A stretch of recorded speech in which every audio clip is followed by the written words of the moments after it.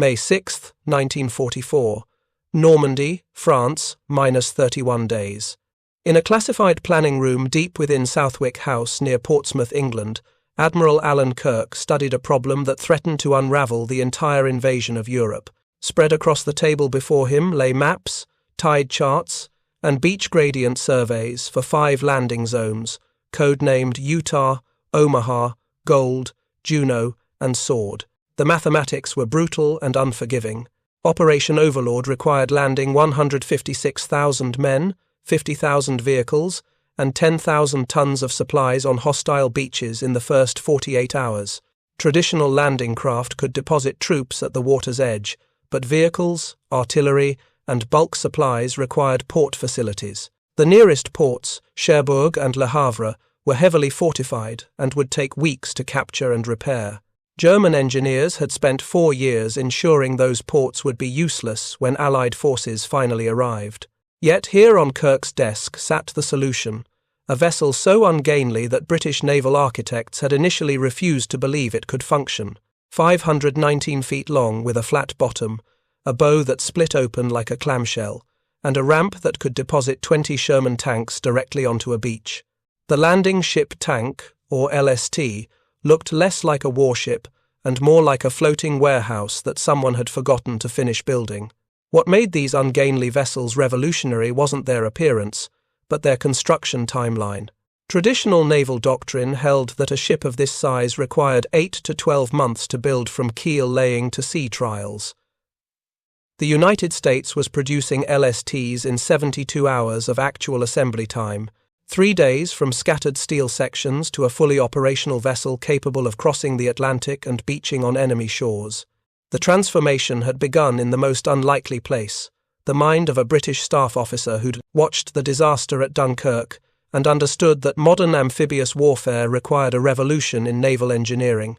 If you're enjoying this deep dive into the story, hit the subscribe button and let us know in the comments from where in the world you are watching from today. The journey from concept to invasion fleet started not in shipyards, but in the bitter lessons of failure.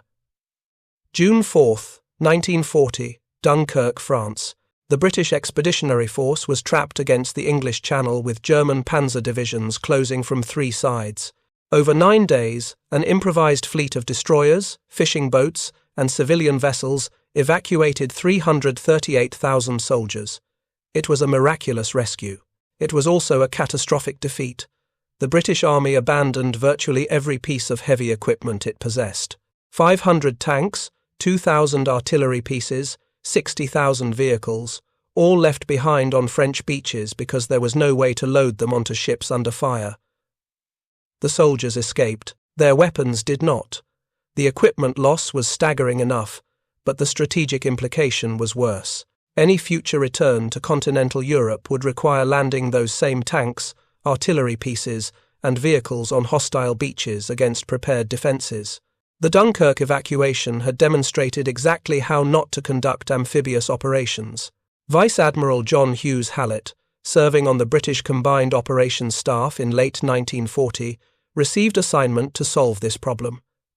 His orders were simple and seemingly impossible.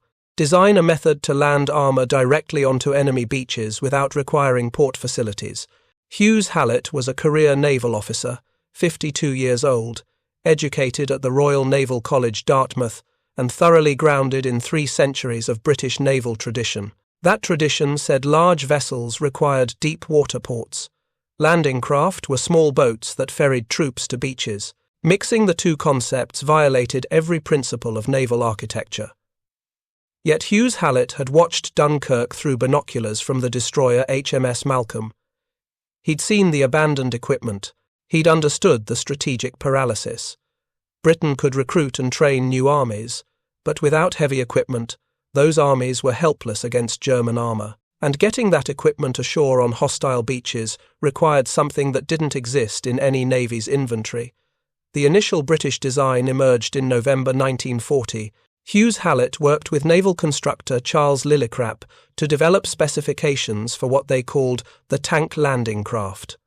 The concept was radical: a vessel with a flat bottom that could beach itself in shallow water, a bow that opened to create a ramp, and enough cargo capacity to carry 3 infantry tanks of approximately 30 tons each. Lillicrap's design calculations horrified traditional naval architects. Ships were supposed to have deep V-shaped hulls that moved efficiently through water. This proposed vessel would have a flat bottom like a barge, creating massive drag and making it nearly unseaworthy in rough conditions. Ships were supposed to have watertight integrity maintained under all conditions. This design called for a bow section that split open, creating an intentional breach in the hull that could flood the entire forward section if not perfectly sealed. Ships were supposed to be beautiful expressions of maritime engineering excellence. This thing looked like a rectangular box someone had welded a ramp onto. The British Admiralty reviewed the design with deep skepticism. Their response, documented in Admiralty records now held in the National Archives at Kew, revealed the naval establishment's resistance to revolutionary concepts. The proposed tank landing craft violates fundamental principles of naval architecture.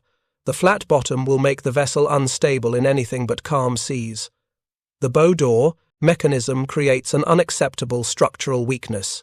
The beach landing concept assumes the vessel can be deliberately grounded without damage, contradicting centuries of maritime practice that treats groundings as disasters to be avoided, recommended for limited prototype testing only. Despite institutional skepticism, the strategic necessity was overwhelming. Britain stood alone in Europe after the fall of France. The Soviet Union wouldn't enter the war until June 1941. America remained neutral. If Britain were to ever return to the continent, it would need the capability to land armoured forces on beaches. The alternative was accepting permanent German control of Europe. 3 prototype tank landing craft were ordered in January 1941. They were small vessels, just 152 feet long, capable of carrying 3 tanks. Construction at British yards proceeded using traditional methods. Steel plates were cut, formed, and riveted together. The bow door mechanism, entirely novel, required custom fabrication and extensive testing. The first prototype, TLC-1, was completed in November 1941 after 10 months of construction. Sea trials revealed exactly the problems the Admiralty had predicted. The flat bottom made the vessel roll sickeningly in moderate seas. The bow door leaked persistently. The beaching mechanism worked but damaged the propellers when backing off beaches. Yet for all its flaws, TLC-1 proved the core concept. On December 2, 1941, the vessel successfully beached at Langstone Harbour, opened its bow door, and drove 3 Crusader tanks directly onto the shore. For the first time in naval history, heavy armour had been landed without port facilities, cranes, or specialised loading equipment. The tanks simply drove out of the ship under their own power. 5 days later, December 7, 1941, Japan attacked Pearl Harbor. America entered the war. The strategic situation transformed overnight. Britain would no longer fight alone. An Allied return to continental Europe became not just possible but inevitable. And that return would require landing not hundreds but thousands of tanks, vehicles, and artillery pieces on hostile beaches simultaneously. The small British tank landing craft could carry 3 tanks. The invasion of Europe would require something vastly larger. The challenge landed on the desk of Rear Admiral Edward Cochrane, Chief of the United States Navy's Bureau of Ships, in January 1942. The British Admiralty delegation had provided specifications for what they called a landing ship tank, an enlarged version of their prototype craft. The requested specifications were audacious beyond anything American shipyards had attempted. A vessel 500 feet long, capable of beaching itself, carrying 2,000 tons of cargo, or 20 tanks, with a bow door mechanism large enough to drive vehicles through, and most impossibly, built in quantities sufficient to support simultaneous landings across multiple theatres. Cochrane convened a meeting of America's most respected naval architects in February 1942. The attendees represented decades of maritime expertise. William Francis Gibbs, who had designed the Liberty ship and countless naval vessels; George Sharp, whose firm had built destroyers and cruisers; Captain Thomas Doherty, representing the Navy's ship design division. The consensus among these experts was immediate and unanimous. The British specifications were impossible. Gibbs summarized the naval establishment's position in a memo that Cochrane preserved in his personal papers, later donated to the Naval Historical Center. A vessel of the proposed dimensions with a flat bottom and bow door mechanism defies fundamental naval architecture. The structural stresses during beaching will exceed any conventional ship's capacity. The bow door creates a weak point that will fail in rough seas. The flat bottom design will generate such enormous drag that the vessel will require engine power exceeding anything that can be efficiently packaged in the available space. Construction of such vessels in quantity using traditional shipyard methods would require 3 to 5 years to build production capacity and 8 to 12 months per ship once capacity is established. The British request is not feasible within any reasonable timeframe. Admiral Ernest King, Commander-in-Chief of the United States Fleet and Chief of Naval Operations, read Gibbs' assessment with growing alarm. He understood what the naval architects apparently did not. Without LSTs, there would be no invasion of Europe, no island-hopping campaign in the Pacific, no way to project American military power across oceans against fortified positions. The entire Allied strategy depended on solving a problem that the maritime establishment had declared unsolvable. King made a decision that would prove pivotal. Rather than assign LST development to traditional naval architecture firms, he gave the project to John Niedermair, a 49-year-old engineer who had spent his career not building ships, but designing bridges, industrial equipment, and most recently, helping Henry Kaiser revolutionize Liberty ship production. Niedermair had exactly the qualification King wanted. He didn't know enough about shipbuilding to understand why LSTs were impossible. Niedermair received his assignment in March 1942 with orders that were characteristically blunt. Admiral King's directive, preserved in Bureau of Ships correspondence files, left no room for naval tradition or architectural elegance. Design and prepare production plans for landing ships capable of beaching on hostile shores and directly unloading armor and vehicles. Ships must be buildable in quantity by yards with minimal maritime experience. Delivery must begin within 6 months. Traditional construction timelines are unacceptable. Find a different way. The critical insight came from Niedermair's background in industrial construction rather than maritime engineering. When traditional naval architects looked at the LST specifications, they saw a ship that needed to be built. Niedermair saw a steel bridge that needed to be assembled. The difference in perspective would revolutionize amphibious warfare. Niedermair spent 3 weeks in April 1942 studying how bridges were fabricated. Modern bridge construction didn't happen on site anymore. Steel sections were manufactured in controlled factory environments, transported to the construction site, and lifted into place by cranes. A bridge spanning a river might comprise 50 major sections, each one built in a fabrication yard, then assembled in sequence over the support piers. The final connection welds and bolt installations happened on site, but 90% of the construction occurred in factories where workers had proper tools, lighting, and quality control. Why couldn't ships be built the same way? Naval tradition said ships had to be constructed on building ways from keel to deck, with workers installing every component in sequence over months. But an LST wasn't a traditional ship. It was essentially a steel box with a ramp. The hull was flat, not curved. The internal structure was relatively simple, just cargo holds and troop spaces. The machinery was standardized diesel engines and electrical generators that could be installed as complete units. Niedermair's revolutionary proposal emerged in late April 1942. Rather than building LSTs on shipyard ways over 8 months, he proposed fabricating them in modules at inland factories, then assembling the modules in 72 hours at coastal yards. The hull would be built in 6 major sections. The bow section with its door mechanism, 2 forward cargo hold sections, the engine room section, 2 aft cargo hold sections, and the stern section with the rudders and propellers. Each section would be completely outfitted with all interior equipment, wiring, piping, and structures before being transported to the assembly yard. The assembly yard would not be a traditional shipyard at all. It would be a flat assembly area with railroad tracks and overhead cranes, looking more like an automobile factory than a maritime facility. The 6 hull sections would arrive by rail, be positioned in sequence, and welded together. The entire process, from first section placement to completed ship, would take 3 days of round-the-clock work. When Niedermair presented his proposal to the Bureau of Ships in May 1942, the reception was hostile. Captain Doherty, representing the Navy's established ship design division, outlined the objections in a formal response that Admiral Cochrane preserved with notations in the margins. Niedermair's proposal demonstrates a fundamental misunderstanding of maritime construction. Ships are not bridges. The structural loads, the corrosion environment, the need for watertight integrity, all require construction methods evolved over centuries. His modular approach assumes sections can be precisely manufactured and aligned for welding. In reality, steel sections will be dimensionally imperfect, requiring extensive fitting and adjustment. His timeline assumes perfect execution with no errors or rework. Actual construction always involves corrections and modifications.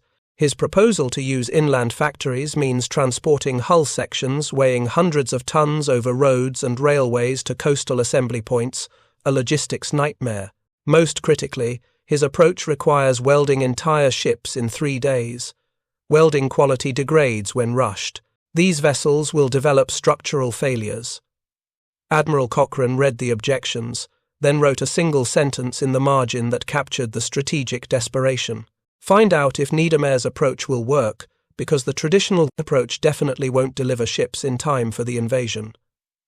The testing program began in June 1942 at the Dravo Corporation's shipyard in Naval Island, Pennsylvania. Dravo was not a traditional maritime builder. The company specialized in river barges, bridge construction, and industrial steel fabrication. They had never built a naval vessel.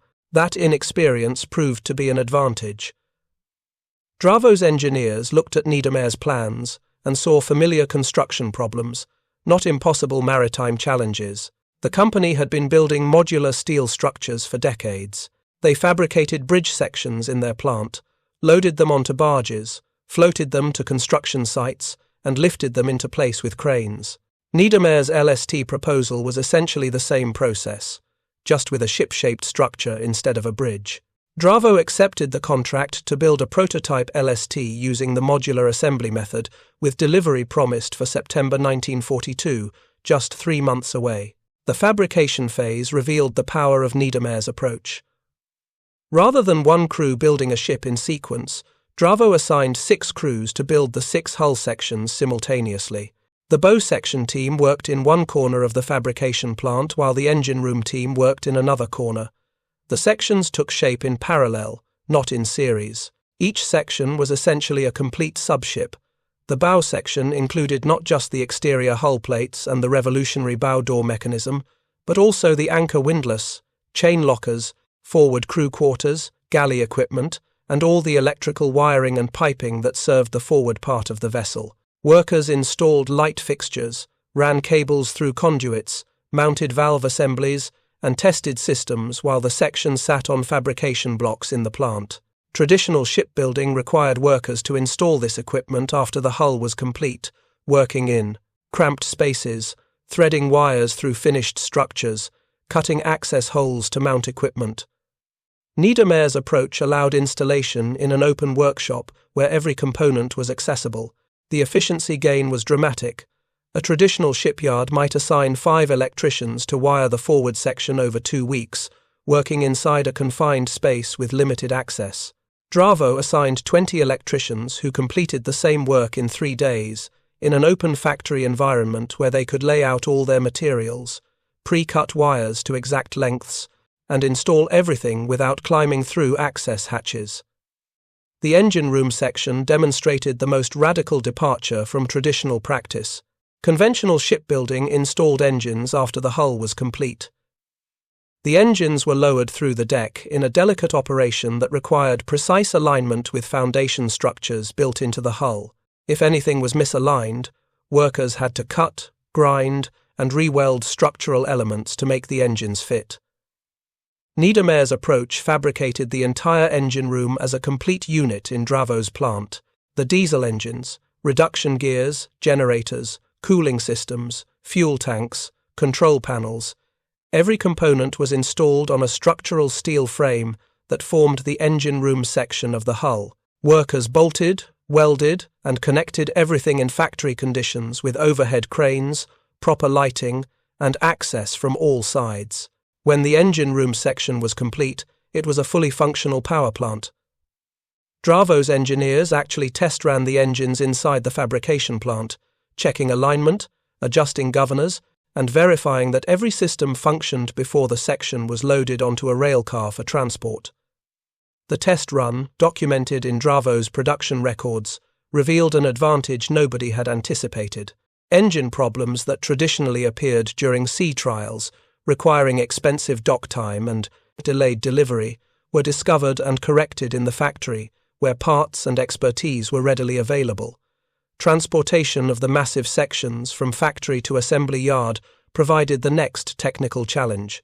The bow section of an LST weighed approximately 150 tons. The engine room section weighed over 200 tons. Moving these enormous steel structures required custom heavy-haul rail cars and reinforced routes. Dravo worked with Pennsylvania Railroad to identify routes from Naval Island to the Chesapeake Bay assembly point, mapping every bridge, tunnel, and curve to ensure the sections could physically transit without obstruction. The sections traveled at night, moving slowly through Pittsburgh's industrial districts and across Pennsylvania farmland. Each section required police escorts and traffic control. Overhead power lines had to be temporarily raised. Some road crossings required temporary reinforcement to bear the weight. The logistics were complex, but not impossible. Industrial America routinely moved heavy machinery, bridge sections, and power plant equipment. LST sections were large but not unprecedented. September 14, 1942, Chesapeake Bay, Maryland. The assembly yard that would prove Niedermair's concept consisted of a flat concrete pad adjacent to a waterway, 4 railroad sidings, and 2 overhead gantry cranes rated for 250 tons each. No building ways, no traditional shipyard infrastructure, just an open space where steel sections could be positioned and joined. The 6 hull sections arrived over 3 days, staged on rail cars at the assembly area, at 6 a.m. On September 17th, the assembly operation began with a choreography that looked more like construction equipment installation than shipbuilding. The first crane lifted the keel section, the bottom center portion that would form the foundation. Workers positioned blocks underneath to support the section at the correct height above the concrete pad, establishing the baseline for all subsequent sections. The bow section came next, lifted by both cranes working in tandem. The massive steel structure, complete with its bow door mechanism and all internal fittings, swung slowly through the air and settled into position against the keel section. Alignment pins, installed during fabrication, ensured the sections mated within 1/16 of an inch tolerance. Welders immediately began joining the sections, but these were not traditional welds built up slowly over hours. Niedermair had specified a welding sequence derived from the stress relief methods that Bessie Hamill had pioneered during Liberty ship construction. Welders worked from the centerline outward in a specific pattern, allowing the steel to expand and contract without building up dangerous residual stresses.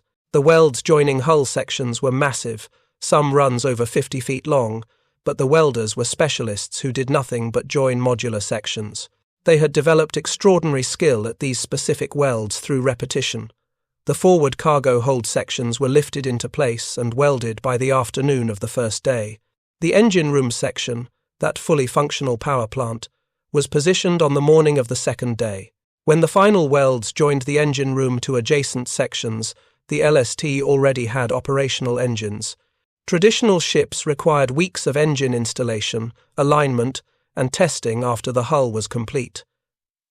This vessel had working engines before the hull was even closed. The aft sections and stern completed the assembly on the third day. By 6 p.m., on September 19th, 72 hours after the first section was lifted into place, LST-1 sat complete on its support blocks. The vessel required final connection of electrical cables that crossed section boundaries, welding of the outer hull seams, installation of the superstructure that housed the bridge and crew quarters, but the fundamental ship was done. Admiral Cochrane arrived for an inspection on September 21st. His tour of the vessel, conducted while workers completed the final details, confirmed what the construction timeline suggested. This was a functional ship, not a rushed mock-up. The engine room was completely equipped. Test runs of the main engines showed proper operation.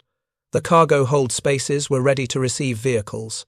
The bow door mechanism, that revolutionary feature that traditional naval architects had claimed would be the weak point, operated smoothly through its full cycle. The vessel looked crude compared to traditional warships, but it was solid, functional, and had been assembled in 3 days from factory-built sections. Sea trials began on October 1st. LST-1's performance would determine whether Niedermair's modular approach was a brilliant innovation or a dangerous shortcut that produced unseaworthy vessels. The trials would test everything: the vessel's seaworthiness in rough water with that supposedly unstable flat bottom, the bow door's watertight integrity in the vulnerable condition that naval architects had warned against, the beaching capability that required deliberately driving the ship onto a shore, tolerating the grounding, then backing off without damage. Most critically, the structural integrity of those massive welds joining factory-built sections, welds that skeptics claimed would fail under the stress of wave action. The first test run in Chesapeake Bay on October 1st encountered moderate seas with waves running 3 to 4 feet. Traditional naval vessels with their V-shaped hulls would have sliced through these conditions smoothly. LST-1, with its flat bottom, behaved exactly as predicted by the skeptics. The vessel pitched and rolled sickeningly. Spray broke over the bow. The ride was uncomfortable to the point of being unbearable for anyone not accustomed to rough conditions.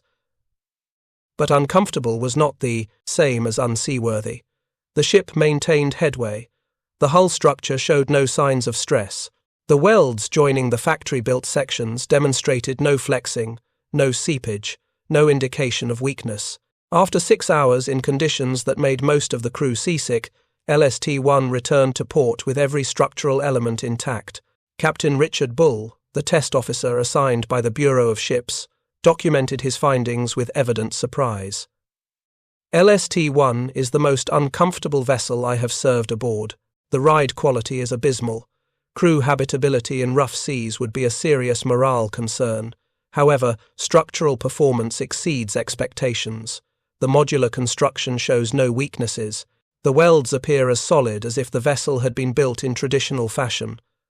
The flat-bottom design, while creating terrible motion characteristics, does not compromise seaworthiness. The vessel is ugly and unpleasant, but she is sound. The beaching trials on October 7th provided the definitive test of the revolutionary design. Traditional ships avoided running aground under any circumstance. Grounding meant hull damage, bent propellers, potential sinking.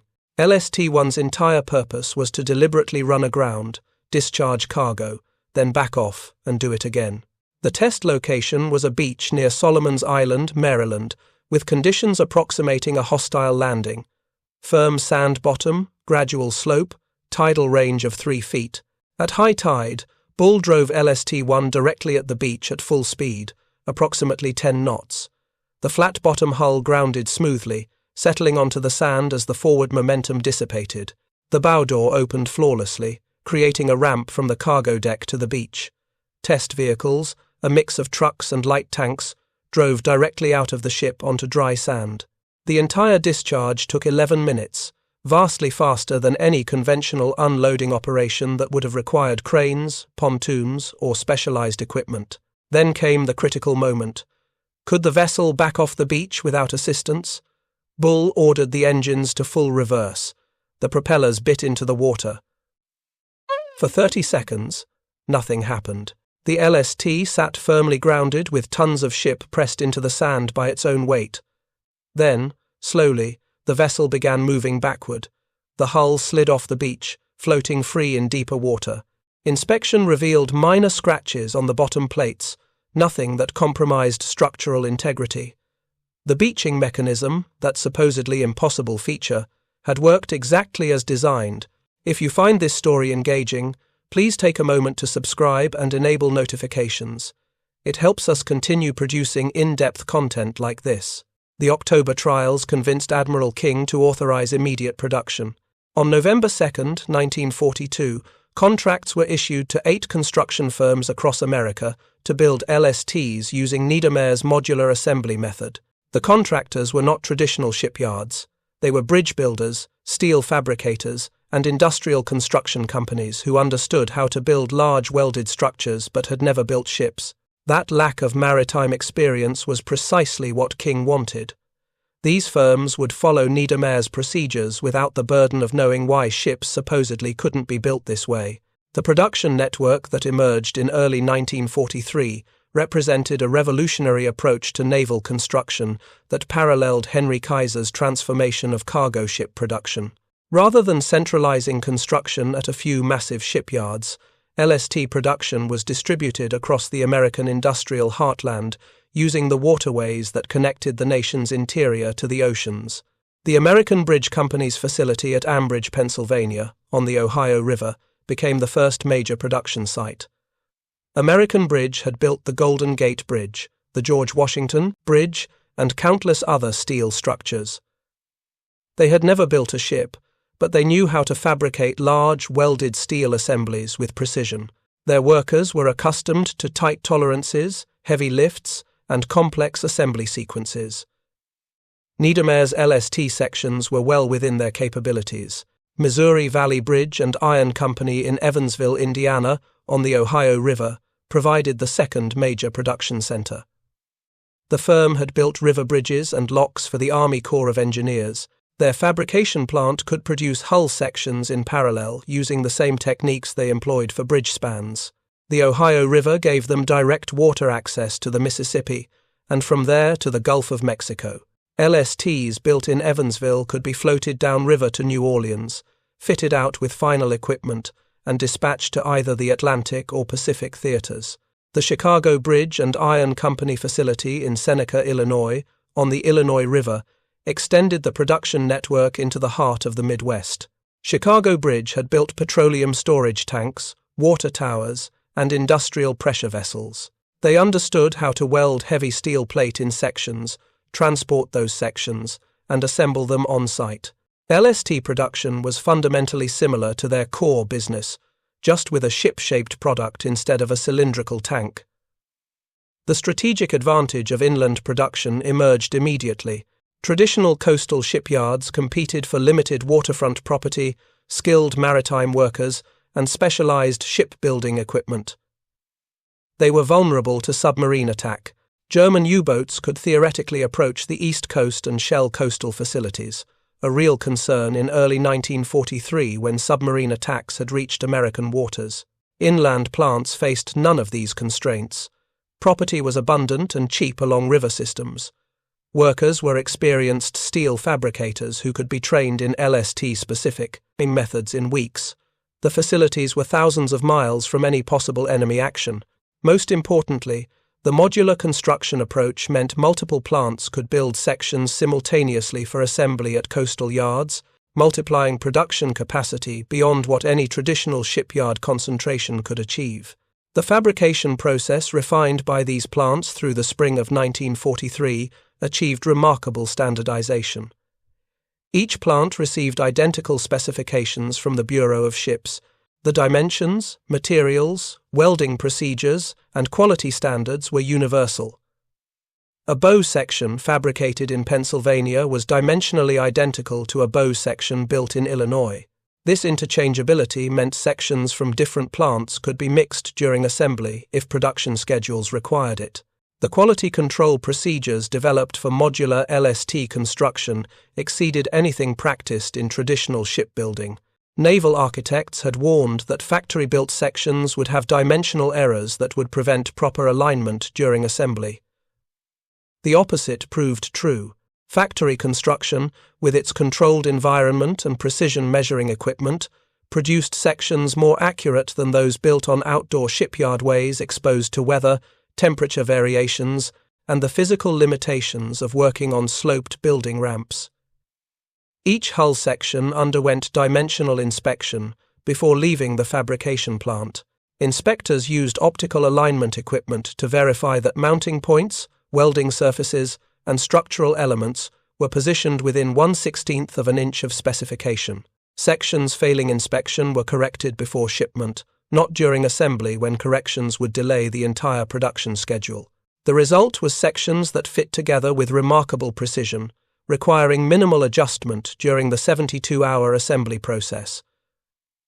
The welding procedures incorporated the stress relief methods that had transformed Victory ship construction. Every major weld followed a numbered sequence that prevented heat buildup and residual stress concentration. Welders didn't start at one end of a seam and run continuously to the other end. They worked from multiple points simultaneously, allowing the steel to expand and contract naturally without distorting. The procedures added slight time to each individual weld, but prevented the catastrophic failures that had plagued early Liberty ships. Welder training programs at each plant focused on the specific techniques required for LST construction. Unlike traditional maritime apprenticeships that taught comprehensive shipbuilding skills over years, these programs taught LST-specific welding in 4 to 6 weeks. A welder might learn only how to join hull sections at the main deck level, but they would perform that specific weld hundreds of times, developing extraordinary proficiency through repetition. The specialization approach that Henry Kaiser had pioneered in cargo ship production proved equally effective for LSTs. By April 1943, the production system was delivering completed hull sections to assembly yards at a pace that would have seemed impossible just 18 months earlier. The assembly yards, established at coastal locations with rail access and waterway connections, operated on precisely timed schedules that resembled factory production lines more than traditional shipbuilding. The Pittsburgh Des Moines Steel Company's assembly facility at New Orleans represented the system's ultimate expression. Located on the Mississippi River with direct Gulf of Mexico access, the yard assembled LSTs from sections fabricated at plants throughout the Midwest. The sections arrived by river barge or rail, were staged in a precise sequence, and were lifted into position by massive gantry cranes on a schedule that treated ship assembly like an industrial process rather than a craft undertaking. A typical assembly cycle at New Orleans in mid-1943 demonstrated the system's efficiency. Monday morning at 6 a.m., the first keel section was positioned on assembly blocks. By noon, the bow section was in place and welding had begun. Tuesday morning brought the forward cargo hold sections. The engine room section, that factory-tested power plant, was installed Tuesday afternoon. Wednesday saw the aft sections positioned and welded.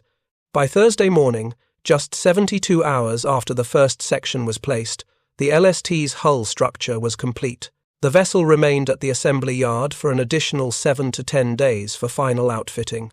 The superstructure that housed the bridge, communications equipment, and officer quarters was lifted into place as a prefabricated unit. Electrical cables that crossed section boundaries were connected and tested. The bow door mechanism received final adjustments and multiple operation cycles to ensure reliable function. Fuel tanks were filled, ballast water systems were tested, and the main engines underwent operational checks. By the second week after assembly began, the LST was ready for launch, a process that was itself unconventional. Traditional ships were built on inclined building ways and slid into the water at launch. LSTs, assembled on flat yards, were simply floated. The assembly area was configured with gates that could be opened to flood the pad with river or bay water.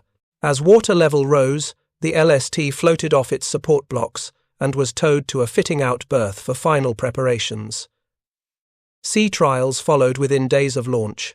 By the third week after the first hull section was positioned, the LST was undergoing trials.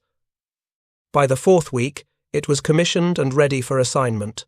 The entire timeline from section fabrication start to operational vessel was approximately 6 weeks, with the actual assembly consuming just 72 hours of that total.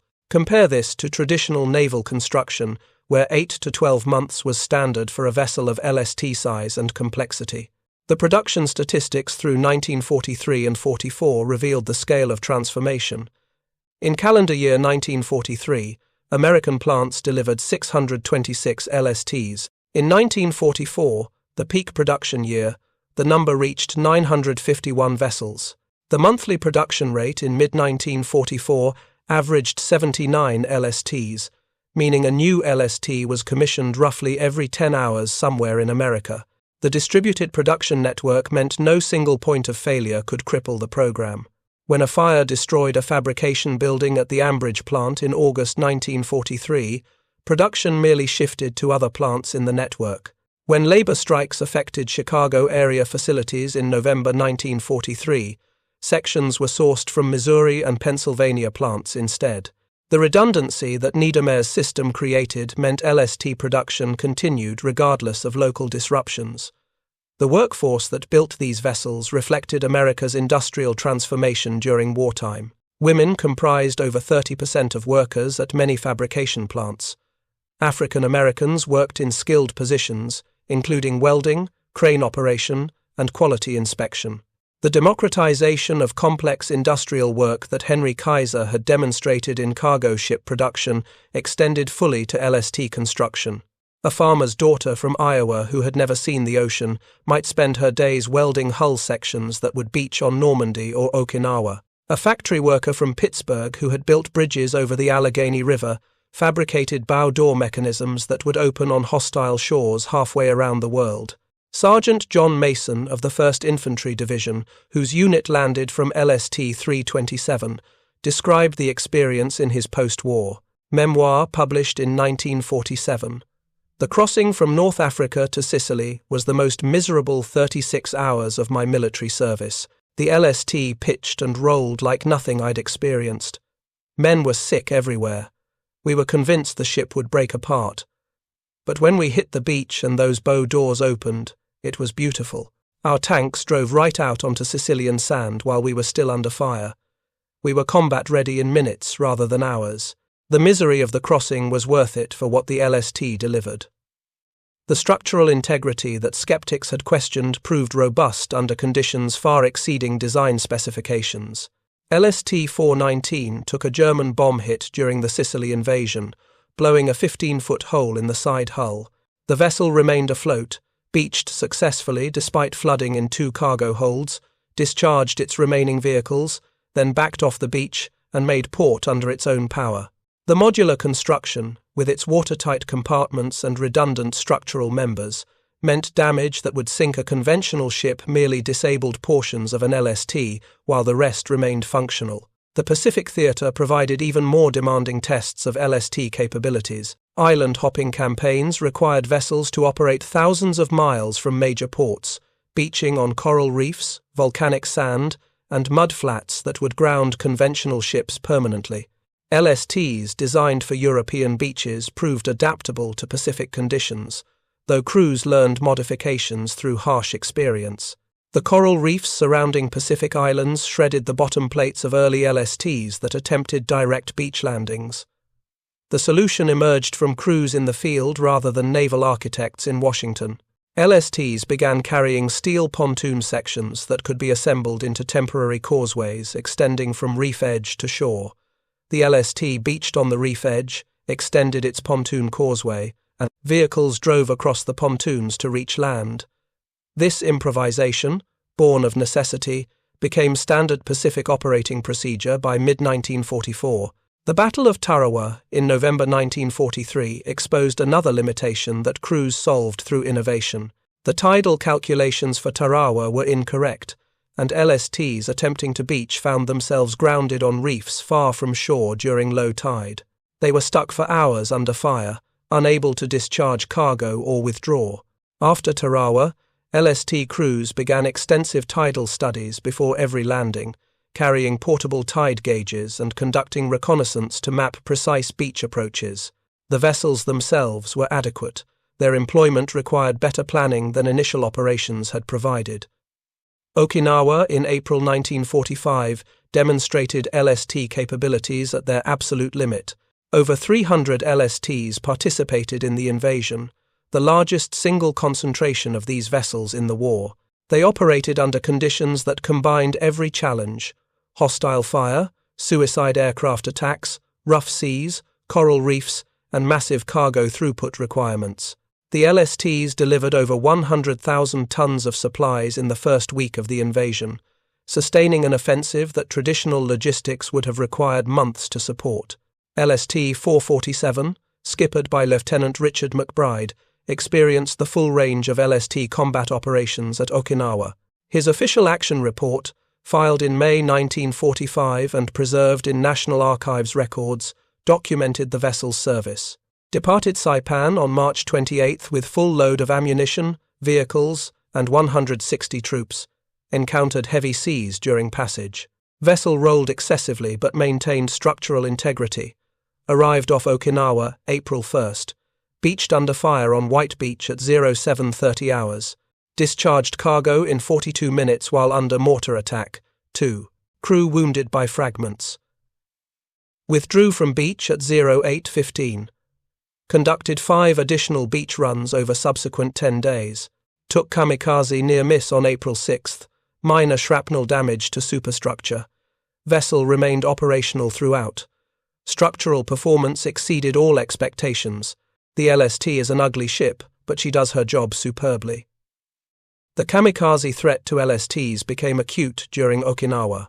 The slow, ungainly vessels were vulnerable targets during the approach to beaches when they couldn't maneuver effectively. Over 20 LSTs were sunk or damaged beyond repair by suicide aircraft during the Okinawa campaign. Yet the majority survived, and even damaged vessels often completed their missions before withdrawing. LST-599 took a kamikaze hit that killed 12 crew and set the aft cargo hold ablaze. The crew fought the fire while simultaneously discharging vehicles from the forward hold, completed their mission, then beached the burning vessel on a controlled position where it was later salvaged and returned to service. The European theatre's climactic test came on June 6, 1944. D-Day, the invasion of Normandy, employed 236 LSTs in the initial assault.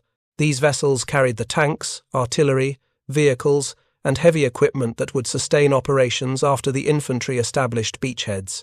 The LST performance on D-Day validated every design decision, every modular construction technique, every assembly procedure that had been developed over the preceding 2 years. The crossing from England to Normandy tested LST seaworthiness in conditions that approached the design limits.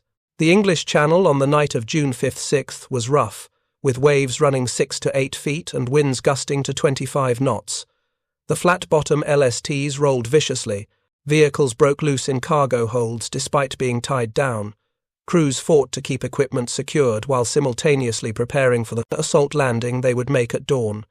Yet every LST assigned to the initial assault wave arrived off Normandy on schedule. None were lost to weather.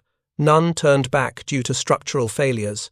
The uncomfortable ride that had concerned Captain Bull during the initial sea trials back in October 1942 proved merely uncomfortable, not dangerous.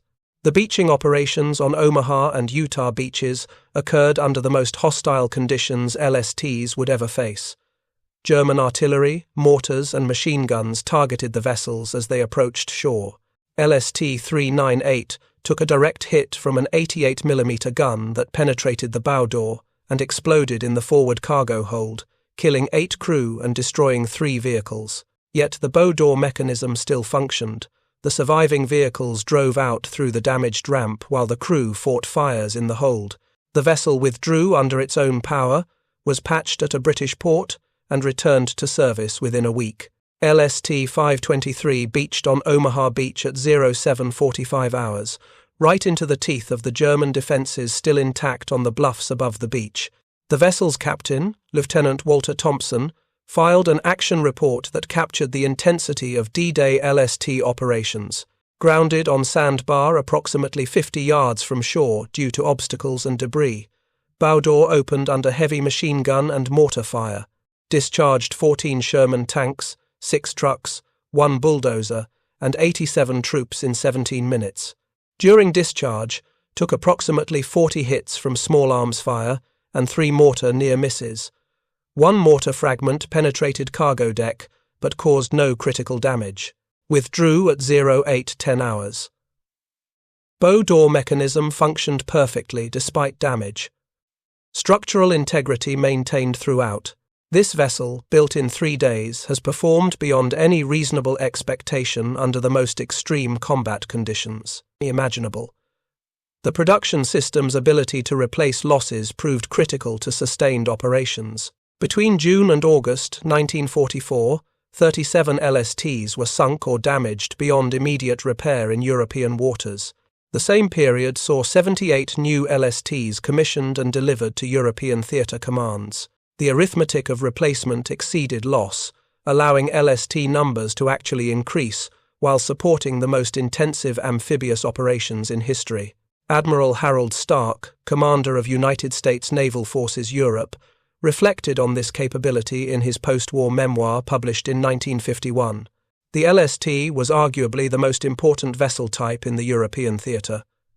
Without LSTs, D-Day would have been impossible. Without continued LST operations, the advance across France would have stalled for lack of supplies. The Germans fought brilliantly to defend their ports specifically because they understood that controlling ports controlled logistics.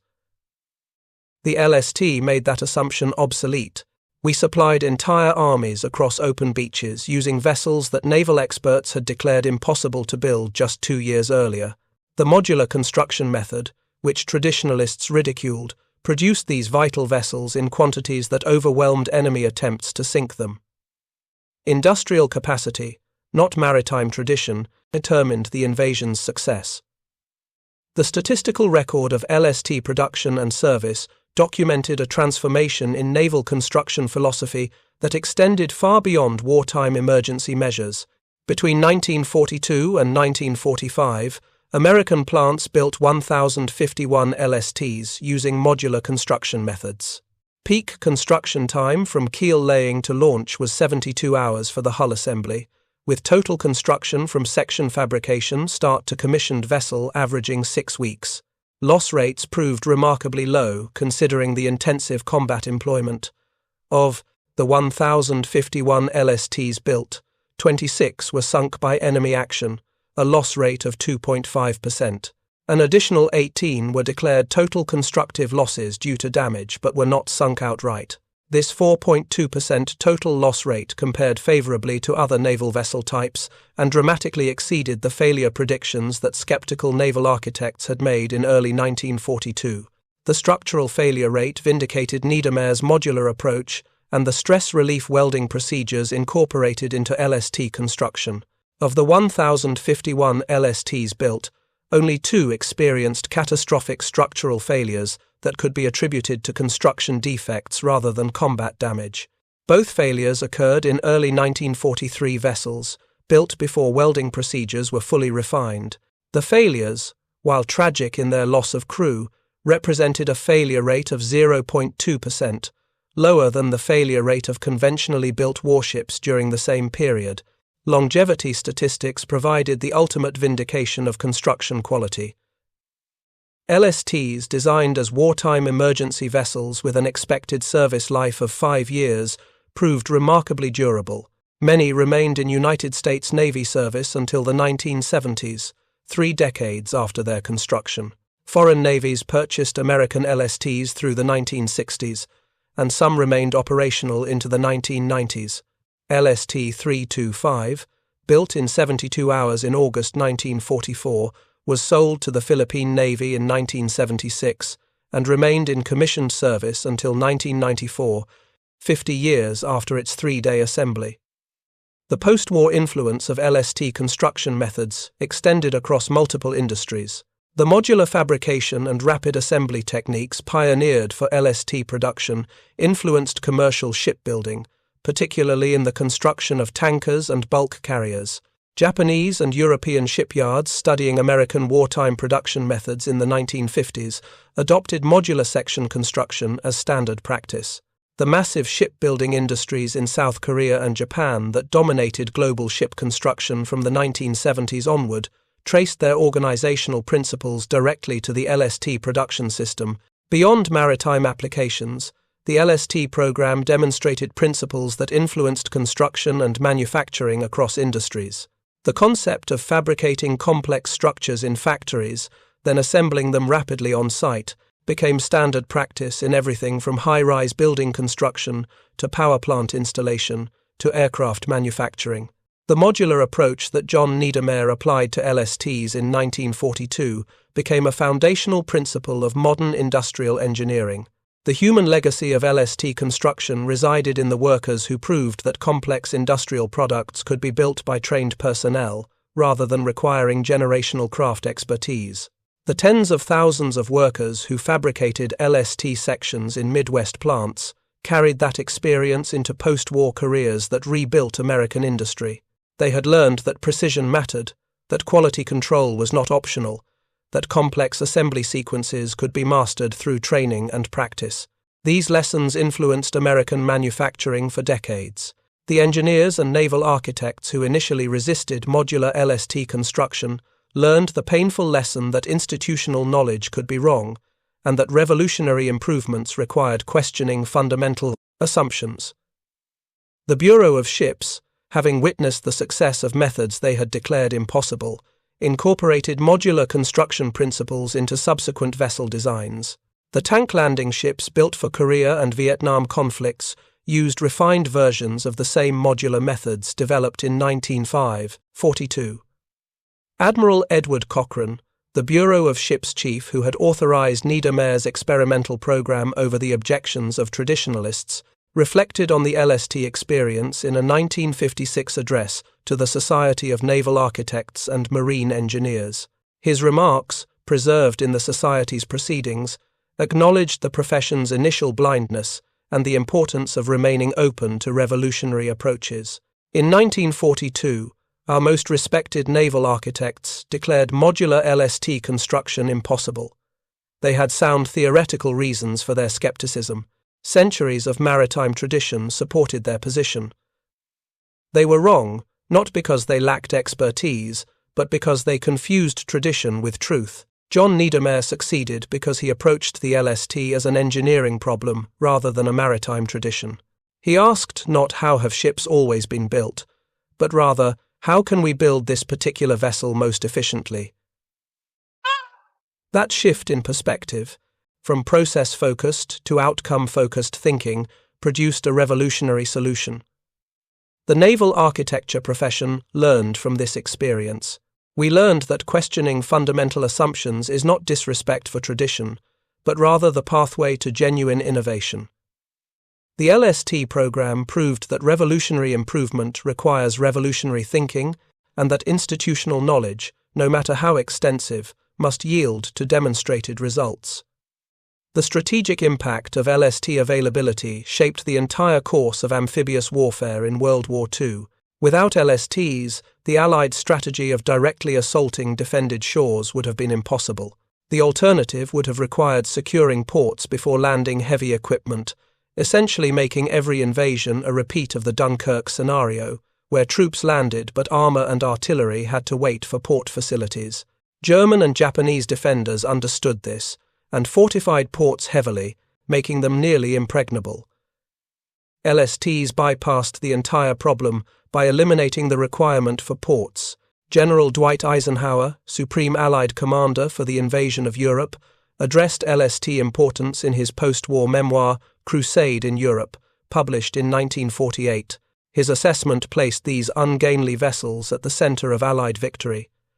The LST was a vessel only a logistics officer could love, uncomfortable for crews, unimpressive in appearance, and frequently denigrated as large, slow targets by the sailors who served aboard them. Yet these vessels made possible the amphibious operations that won the war. Without LSTs, there would have been no Sicily invasion, no Italy campaign, no D-Day, no Pacific island hopping. The entire Allied strategy depended on our ability to assault defended beaches with armor and artillery support. The LST provided that capability. The vessel's revolutionary construction method, which produced fleets of these ships in the time traditional yards would have built handfuls, meant we had sufficient LSTs to operate simultaneously in multiple theaters. Industrial capacity translated into strategic flexibility. We could launch invasions whenever and wherever military advantage appeared because we had the vessels to support the operations. That flexibility confounded our enemies who planned defenses based on traditional logistics limitations that LSTs had rendered obsolete. The Pacific Theater's final operations demonstrated LST capabilities at their peak. The planned invasion of Japan, Operation Downfall, scheduled for November 1945 before atomic weapons ended the war, would have employed over 400 LSTs in the initial assault. The logistics planning, preserved in Joint Chiefs of Staff archives, projected landing 14 divisions across multiple beachheads on Kyushu, Japan's southern main island. The operation would have dwarfed D-Day in scale and complexity. LST availability made it feasible. Without modular construction's high production rates, the required LST numbers would not have existed. The atomic bombing of Hiroshima and Nagasaki in August 1945 ended the war before Operation Downfall launched, but LSTs played a crucial role in the immediate post-war period. Occupation forces landed in Japan aboard LSTs beaching on shores that would have been invasion sites. Relief supplies reached devastated areas via LSTs operating in ports whose facilities had been destroyed by bombing. Repatriation of Japanese military personnel from Pacific Islands was conducted largely by LSTs that could beach in areas lacking port infrastructure. The final accounting of LST contributions revealed vessels that had carried the weight of Allied amphibious strategy across 2 oceans and 4 years. LSTs transported over 40% of all vehicles, 70% of all tanks, and 55% of all artillery pieces that American forces landed during amphibious operations between 1943 and 1945. They sustained operations after initial landings by running continuous supply shuttles between bases and beachheads. They served as floating hospitals, repair ships, headquarters vessels, and aircraft direction centers when circumstances required impromptu adaptation. Thank you for watching. For more detailed historical breakdowns, check out the other videos on your screen now, and don't forget to subscribe.